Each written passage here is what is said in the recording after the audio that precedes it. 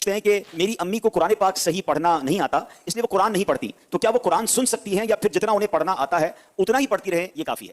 اصل قرآن کریم پڑھنا اپنی جگہ پر ہے، یہ تو ہر مسلمان پر فرض عین ہے یہ کہ کم از کم ایک آیت اس کو زبانی یاد ہو تاکہ وہ نماز میں فرض ادا ہو۔ سورہ فاتحہ پوری یاد ہونا، ہر مسلمان کو زبانی یاد ہونا اور درست یاد ہونا کہ جس سے معنی خراب نہ ہوتے ہوں، یہ مطلب واجب ہے۔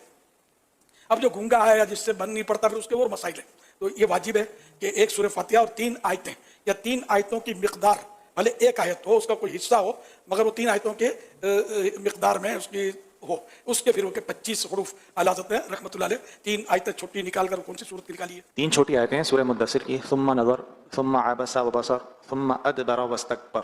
آیتیں اس کے حروف بنتے ہیں 25، جو اعلیٰ حضرت فرمائے 25، اور علامہ شامی رحمۃ اللہ علیہ نے 30 حروف فرمائے۔ اعلیٰ حضرت نے 25 حروف اور شامی نے 30 حروف کو، کم از کم 30 حروف واجب ہیں۔ تو اس میں مطلب اعلیٰ حضرت رحمۃ اللہ علیہ فرماتے ہیں کہ 25 سے واجب تو ادا ہو جائے گا۔ اعلیٰ حضرت کی تحقیق کی اپنی جگہ پر مجتہد فی المسائل سے اعلیٰ حضرت کو علماء نے مجتہد فی المسائل قرار دیا ہے، لیکن مستحب یہی ہے کہ 30 کم از کم پڑھی جائیں تاکہ اس قول پر بھی علامہ شامی رحمۃ اللہ علیہ قول پر عمل ہو جائے۔ اتنا مطلب یاد رکھنا یہ واجب۔ پھر یہ کہ مستحب کی مقدار میں یاد ہونا یہ مستحب۔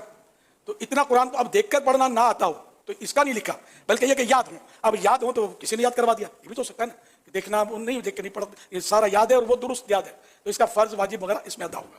تو اگر اب رہا یہ کہ والدہ کو آتا نہیں ہے تو سیکھنا تو ہوگا، والدہ ہو کوئی بھی ہو سیکھنا ہوگا، جتنا میں نے کہا کم از کم اتنا تو سیکھنا ہوگا۔ باقی جتنا سیکھے اچھا ہے، پورا قرآن کریم سیکھے بہت اچھا ہے، سیکھنا بھی چاہیے۔ اچھا اب یہ کہ اس کو سننا، جس کو آتا ہو پڑھنا یا نہ آتا ہو، سننا سب کو جائز ہے، قرآن کریم سننا اور کار ثواب ہے، ثواب کا کام ہے۔